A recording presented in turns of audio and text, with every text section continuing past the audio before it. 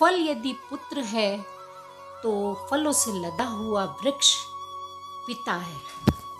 वो कहते हैं ना, जो सूखा वृक्ष होता है वो हमेशा अकड़ा रहता है और जो फल से लदा हुआ वृक्ष होता है वो हमेशा झुका रहता है। जी हाँ दोस्तों, तो आज का टॉपिक यही है, झुकना यानी कि प्रणाम कितना महत्वपूर्ण है। जय श्री कृष्णा दोस्तों, हमारी रंग बिरंगी दुनिया में आप सभी का स्वागत है, अभिनंदन है।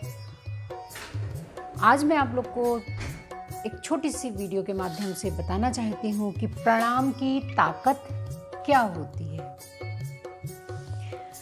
एक दिन दुर्योधन के व्यंग से आहत होकर भीष्म पितामह घोषणा कर देते हैं कि मैं कल पांडवों का वध करूंगा। उनकी घोषणा का पता चलते ही पांडवों के शिविर में बेचैनी फैल गई। भीष्म की क्षमताओं के बारे में सभी को पता था, इसलिए तभी किसी अनिष्ट की आशंका न हो जाए, श्री कृष्ण ने द्रौपदी से कहा, अभी मेरे साथ चलो।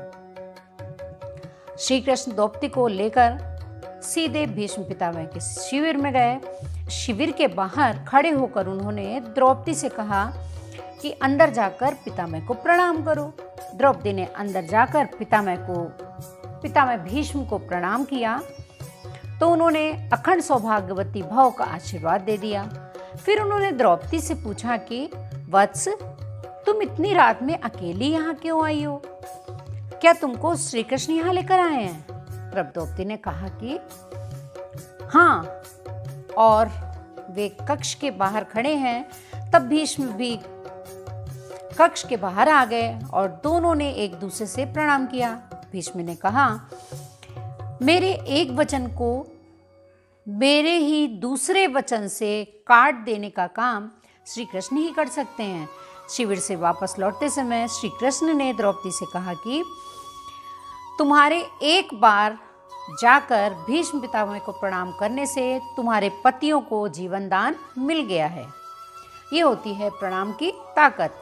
अगर तुम प्रतिदिन भीष्म, धृतराष्ट्र, द्रोणाचार्य आदि को प्रणाम करती होती और दुर्योधन, दुशासन आदि की पत्नियां भी पांडवों को प्रणाम करती होती तो शायद इस युद्ध की नौबत ही ना आती। कहने का तात्पर्य यह है, वर्तमान में हमारे घरों में जो इतनी समस्याएं हैं उनका मूल कारण भी यही है कि हम सामने वाले से झुकने की कोशिश ही नहीं करते हैं। जाने अनजाने अवसर घर के बड़ों की उपेक्षा करते हैं।